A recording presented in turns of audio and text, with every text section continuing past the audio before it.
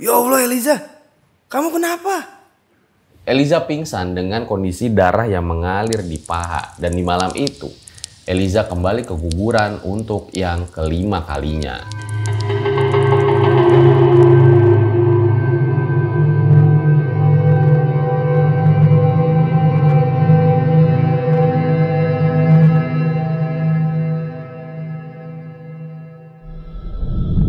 Kembali lagi bersama gue, Don Fajar Aditya. Apakah kira-kira gue ganteng, guys? Nah, cerita pada kali ini gue dapetin dari Facebook. Ternyata masih banyak loh yang main Facebook. Di sini ada seorang wanita yang namanya Eliza. Dimana Eliza itu udah keguguran sampai 5 kali. Dan anehnya, setiap kegugurannya itu selalu sama di bulan keempat saat dia hamil. Dan menurutnya penyebabnya itu adalah kuyang. Yang plot twistnya, kuyangnya itu adalah ibu mertuanya sendiri. Nah, semua nama di sini sudah disamarkan. Mudah-mudahan orang itu nonton dan mau nanti diundang ke Om Mama. Jangan lupa mampir ke Instagram gue, Don Fajar Aditya, TikTok gue, Don Fajar Aditya, karena ada cerita-cerita yang berbeda selain di YouTube. So, gue rasa langsung saja berikut adalah ceritanya.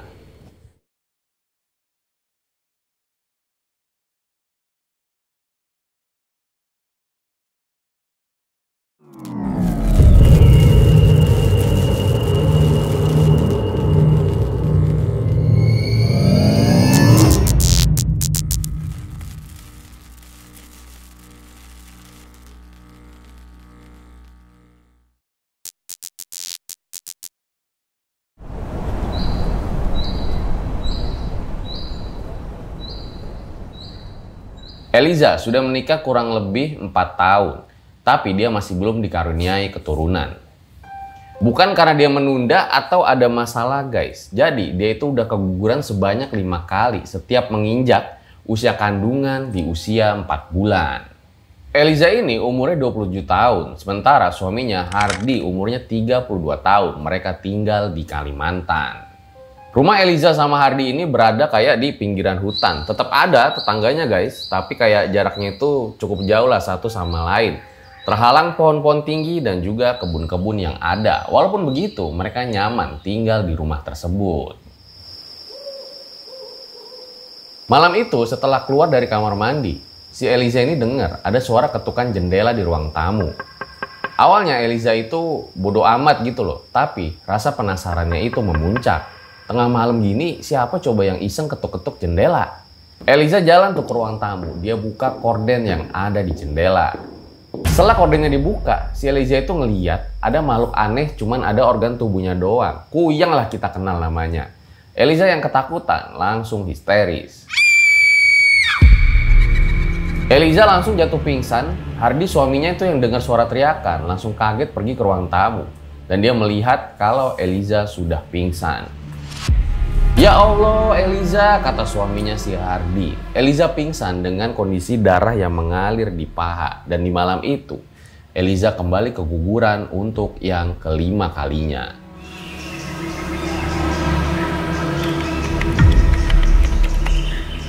Keesokan paginya, Eliza tuh yang shock karena dia keguguran lagi. Langsung minta diantarin aja tuh pulang ke rumah orang tuanya. Dia tuh masih nggak habis pikir gitu loh. Kenapa kok setiap hamil selalu kegugurannya itu di usia kandungan saat memasuki bulan keempat? Pasti ada yang aneh nih menurutnya. Ya udahlah, akhirnya dia minta bantuan tuh sama orang tuanya. Lalu orang tuanya minta bantuan sama ada yang namanya Mbah Tini. Mbah Tini adalah orang yang suka dimintain bantuan. Hal-hal kayak begini bisa dibilang dia itu adalah sesepuh desa. Nah, saat Mbah Tini ini sampai di rumah, dia langsung nanya beberapa hal tuh ke Eliza. Siapa nama lengkapmu? Eliza Putri, Mbah. Ibu mertuamu ilmunya sangat hebat. Tapi kenapa ia tega memakan cucunya sendiri sampai 5 kali? Maksudnya, Mbah? Aku tahu kamu pintar, Eliza. Kamu sudah tahu maksudku. Berhati-hatilah bicarakan ini sama suamimu kalau kamu masih mau hidup normal. Perkataan dari Mbah Tini sungguh buat jantung dari Eliza itu kayak mau copot. Apa iya bener masa mertua gue kuyang? Masa iya sih? Eliza ragu ya, apa perkataan Mbah Tini ini bisa dipercaya atau enggak. Tapi selama ini Mbah Tini itu menurut orang-orang desa bisa dipercaya. Dan masalahnya lagi, kalau dia bilang ke suaminya nih si Hardi, udah pasti dong nggak percaya kalau ibunya adalah kuyang. Eliza bingung apa yang dia harus lakuin nih sekarang. Karena emang harus diakuin ya, hubungan Eliza sama ibu mertuanya ini sebetulnya dari awal itu kurang baik. Tapi meski begitu, si Eliza ini selalu marah kalau misalnya ada yang jelekin ibu mertuanya. Kayak misalnya ada yang bilang punya ilmu hitam lah, misalnya dia ngutang lah. Eliza nggak mau ibu mertuanya itu dijelek-jelekin. Tapi kalau menurut gua, namanya juga orang ya guys. Walaupun kita udah berbuat baik, pasti ada aja yang nggak suka, iya nggak? Singkat cerita, Eliza pulang nih ke rumah. Di situ dia langsung nyampein dong ke suaminya kalau dia tuh dapat perkataan dari Mbah Tini kalau ibu mertuanya itu adalah kuyang. Di situ mereka langsung berantem tuh, cekcok. Suaminya yang nggak percaya, masa ibu gua kuyang? Gila kali ini istri gua apa ya? Mas, buka mata kamu. Aku tuh keguguran sebanyak 5 kali loh. Itu bukanlah hal yang wajar. Itu takdir Eliza. Apa maksudmu ngatain ibuku kuyang? Hah? Itu memang kenyataannya, Mas. Mau gak mau kamu harus terima. Gak bisa. Kamu gak bisa nuduh tanpa bukti. Kurang kuat apa lagi sih, Mas? Ibumu kan udah makan calon anak kita. Dia makan calon anak kita, Mas. Diam kamu Eliza. Nggak seharusnya kamu bicara seperti itu. Sementara makin lama Eliza itu kayak makin yakin kalau ibu mertuanya adalah kuyang. Seperti nih contoh buktinya. Jadi adik iparnya tuh ada namanya Mala. Dia itu meninggal setelah melahirkan. Namun si Hardi ini masih nggak percaya tuh sama omongan Eliza. Dia bilang kalau semua itu adalah takdir. Eliza terdiam. Untuk pertama kalinya suaminya Hardi membentak dia. Berani-beraninya kamu bentak aku, Mas. Sakit aku. Eliza juga masih ingat ya sosok kuyang yang dia lihat sebelumnya. Dimana kalau menurut dia nih, sosok kuyang itu sebetulnya sama dengan yang dia lihat sebelum-sebelumnya. Dan memang kayak seperti mirip dengan wajah ibu mertuanya. Eliza semakin menjadi-jadi, dia semakin bulat pikirannya kalau ibu mertuanya itu adalah kuyang. Sementara di satu sisi, dia juga kecewa ya karena sang suami itu nggak percaya perkataannya. Dan semenjak kejadian itu, Hardi sama Eliza ini jadi saling diam. Jadi mereka itu tinggal di rumah ya berdua doang, udah pisah sama rumah orang tuanya. Sementara rumah si orang tua dari Hardi ini lebih pelosok lagi nih dari rumah mereka, sekitar 1 jaman lah kalau nggak salah. Sejak pertengkaran itu, Eliza jadi males ngomong sama suaminya. Suaminya jadi males ngomong sama Eliza. Karena emang suaminya mikir ya mungkin istri gue nih terpuruk ya udah 5 kali keguguran. Tapi ya masa ibu gue difitnah gitu loh, dituduh jadi kuyang lagi. Tapi sayangnya, sejak saat itu, Eliza mulai ngerasa ada yang aneh sama tubuhnya gitu loh. Dia jadi gampang lemes dan juga seperti orang yang lemah. Dia tuh jadi sakit-sakitan ya, misalnya lagi makan terus langsung muntah. Dan itu terjadi hampir setiap hari. Malam itu setelah makan, Eliza ini langsung masuk ke kamar ya. Dia nggak tahu tuh suaminya ada di mana. Walaupun tubuhnya tuh terasa sakit, tapi Eliza ini masih belum mau bilang sama suaminya.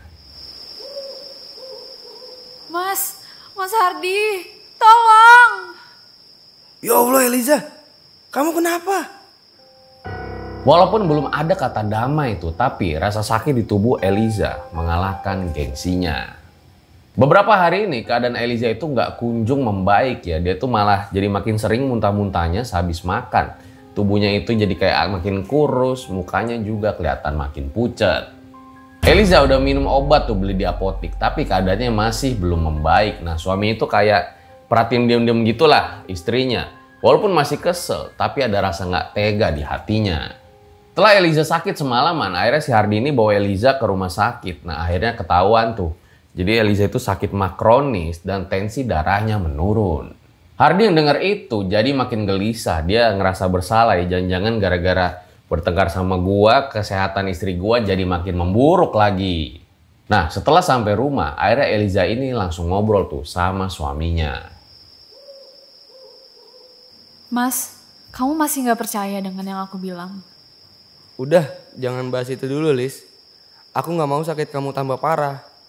Tapi Mas, ini demi kebaikan kita. Aku gak akan percaya sebelum ada buktinya Eliza. Eliza heran ya, bukti apa lagi coba yang kurang? Karena setiap dia mengandung, anaknya itu selalu meninggal di usia kandungan yang sama dan juga di rumah yang sama. Apalagi dia juga teringat ya kalau wajah Kuyang yang dilihatnya itu mirip dengan ibu mertuanya. Malam itu lagi-lagi Eliza sama Ardini saling diam. Si Eliza tuh kayaknya frustasi dengan keadaan yang dihadapin ya. Si Ardini juga enggak lah. Siapa coba seorang ibu yang kuat menghadapi hal seperti ini. Tapi ya nggak juga nuduh ibunya itu sebagai Kuyang. Terus kira-kira gimana kelanjutannya setelah pesan-pesan berikut? Apaan tuh? Apaan tuh?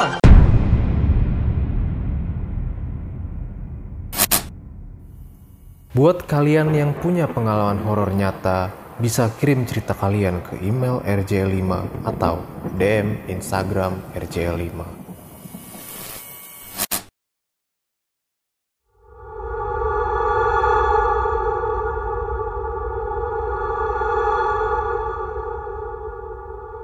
Karena aksi diam-diaman itu masih terjadi, akhirnya Eliza mutusin lah, udahlah mending gue balik aja ke rumah orang tua. Jahat kamu mas.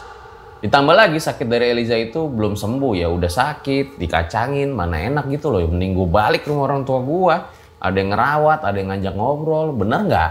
Akhirnya yaudahlah Eliza pergi tuh ke rumah orang tuanya. Nah disinilah yang bikin gue bingung. Jadi semenjak Eliza itu tidur di rumah orang tuanya, kanen-kanen itu justru malah semakin parah.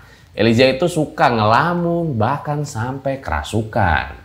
Terutama di malam hari, Eliza ini ngaku kalau ada Kuyang di luar rumahnya. Kuyang itu selalu memperhatikan Eliza dan setelahnya Eliza jadi kerasukan.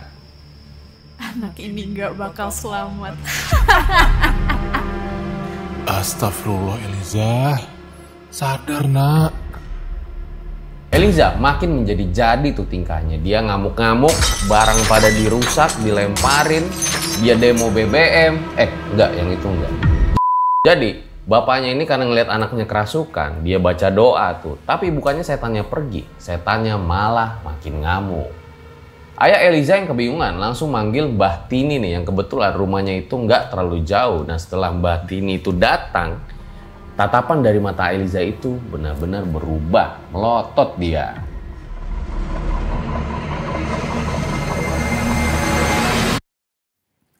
Ngapain dukun ingusan sepertimu mau ngusir aku? Gak bakal bisa. Aku tahu itu kamu Artini. Cepat keluar dari tubuh Eliza. Gak akan. Aku gak akan keluar dari tubuh bocah ini. Apa kamu nggak malu? Di sini juga ada anakmu Artini.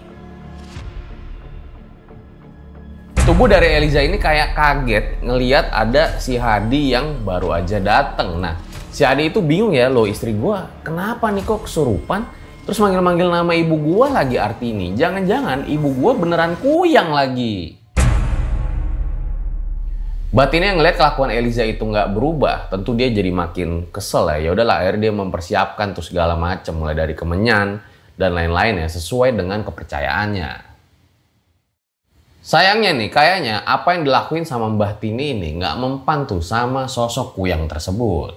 Selanjutnya entah apa nih dilakuin sama Mbah Tini, dia langsung duduk bersila, terus matanya terpejam sambil baca mantra. Tapi nih si Eliza makin ketawa keras ngelihat apa yang dilakuin oleh Mbah Tini. Hingga tiba-tiba baskom air nih di depan Mbah Tini itu meledak. Buset, ini ada petasannya apa gimana? Mbah Tini yang nggak terima, beliau lalu langsung ngambil bawang putih gitu, lalu diusap-usap tuh di kepala si Eliza. Hingga akhirnya Eliza itu pingsan. Akhirnya malam itu mereka semua istirahat ya. Nah si Eliza itu masih tidur dengan dipenuhi oleh bawang putih. Dengan harapan Kuyangnya itu nggak masuk lagi ke tubuh Eliza.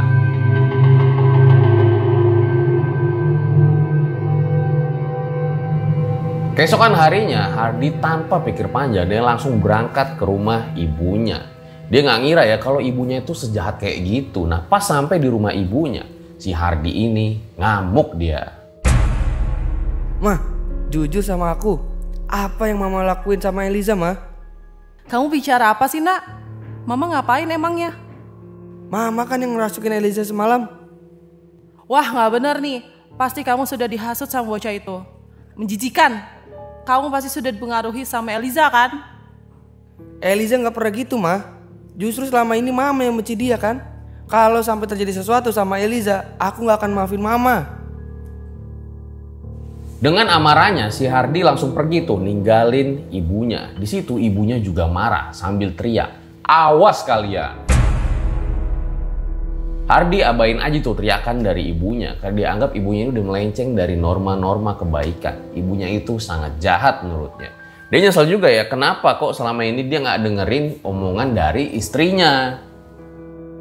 Padahal selama ini Hardy itu udah denger kalau Eliza suka kesurupan. Tapi dia pikir jangan-jangan si cewek ini tuh cuma acting doang gitu loh. Supaya si Hardy itu percaya. Baliklah tuh Hardy dengan penuh penyesalan. Mobilnya ngebut, akhirnya dia sampai di rumah orang tua Eliza. Ternyata di sana udah kumpul tuh Mbah Tini dan juga ada namanya Mbah Nunik nih, guru dari Mbah Tini. Hardy yang baru datang langsung aja tuh ditarik sama ayah Eliza buat ke kamar. Hardy, jika mamamu belum berhenti, lebih baik kamu ceraikan saja Elisa. Ayah nggak mau Elisa kenapa-kenapa. Ya, tadi aku udah bicara sama Mama. Tapi aku mohon, jangan pernah meminta aku untuk menceraikan Eliza. Aku nggak sanggup ya. Kalau begitu, kamu harus lebih tegas lagi Hardy. Perbuatan mama kamu itu sudah tidak bisa ditoleran lagi. Di sini posisi dari Hardy serba salah nih karena maju kena, mundur kena. Karena emang dia mau lindungin Eliza, di satu sisi pelakunya adalah ibunya sendiri. Pusing.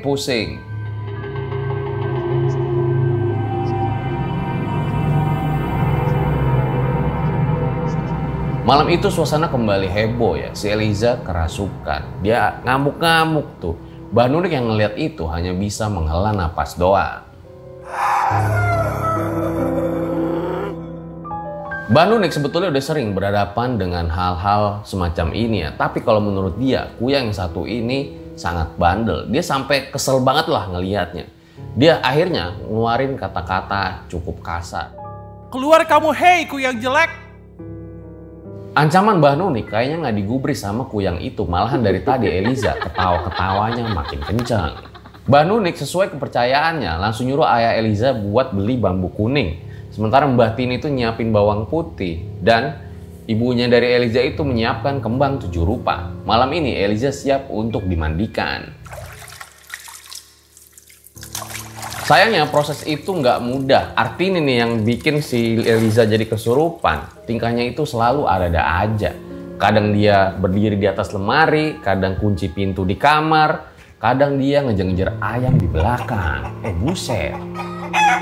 Mbah Nunik yang ngeliat tingkah konyol dari Eliza cuma bisa geleng-geleng kepala doang tuh. Barulah ketika malam semakin larut dan bulan purnama itu semakin jelas, Mbah Nunik nyeret tuh Eliza ke belakang rumah. Baru aja mau diceburin, mereka malah saling tarik penari. Diam atau ku bunuh kau.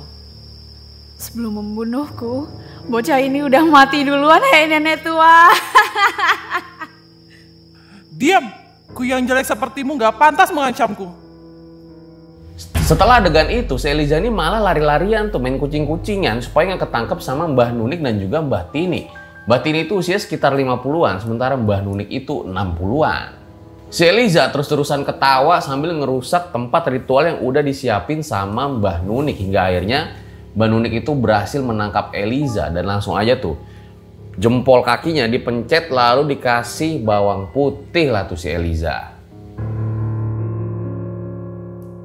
Tolong, panas, sakit, panas. Setelahnya Eliza itu lemes dan langsung dimandiin sebelum bulan purnama menghilang. Eliza lalu menggigil kedinginan, namun kuyang itu masih bandel dan nggak mau dong keluar dari badan Eliza. Eliza di situ masih teriak-teriak walau suaranya itu udah kayak orang kedinginan. Jangan harap saya mau keluar dari sini, tidak akan. Di sini, Mbah Nunik geram. Dia minta bambu kuning, kemenyan, dan bawang putih lagi tuh untuk mengusir kuyang itu. Arti ini jelek, awas saja kalau masih bandel. Bat ini lalu komat kamit lah baca doa sesuai kepercayaannya. Lalu mengambil bambu kuning dan dipukulkan ke arah Eliza yang akhirnya membuat gadis itu histeris minta ampun. Ampun, ampun. Eliza terus berteriak kesakitan sampai akhirnya wanita itu jatuh pingsan. Nah setelahnya akhirnya di rumah Eliza itu kayak ditagerin oleh bambu kuning dan di depan pintu sama jendelanya ditaruh bawang putih yang sudah didoakan oleh Mbah Nunik. Loh, ini kok kayak film The Medium ya? Mbah Nunik juga berpesan ya keesokan harinya agar diadain doa-doa gitulah supaya rumahnya itu jadi bersih.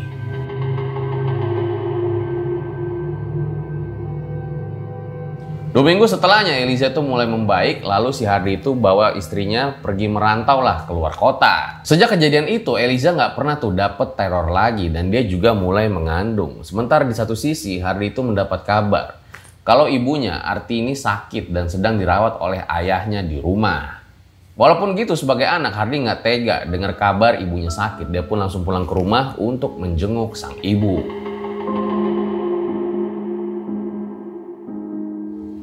Namun yang terjadi, si Hardy itu malah diusir dari rumah ibunya. Ya udahlah, semenjak saat itu Hardy tidak pernah kontak-kontakan lagi sama ibunya.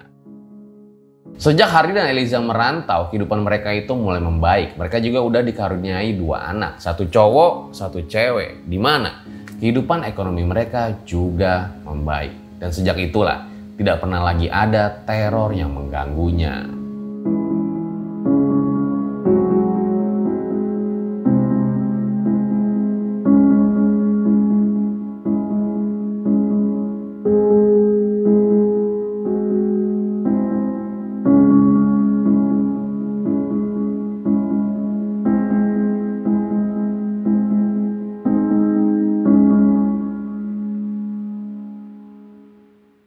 Ku yang dulu bukanlah ku yang sekarang. Itu deh guys, sebuah kisah dari Eliza ya, dimana kalau dengar ceritanya tuh kok kayak gua pernah nonton ya film di Thailand yang ngebahas tentang kuyang. Mudah-mudahan sekarang kehidupan dari Eliza udah membaik, dan kalau misalnya lu denger cerita ini, siapa tahu ya mau diundang langsung ke RJ5 di Om Mamat. Itulah dinamika kehidupan guys, makanya carilah pasangan yang siap membantu kalian ketika lagi susah juga. Jangan mau enaknya doang. Gua Don Fajar Aditya undur diri. Ciao.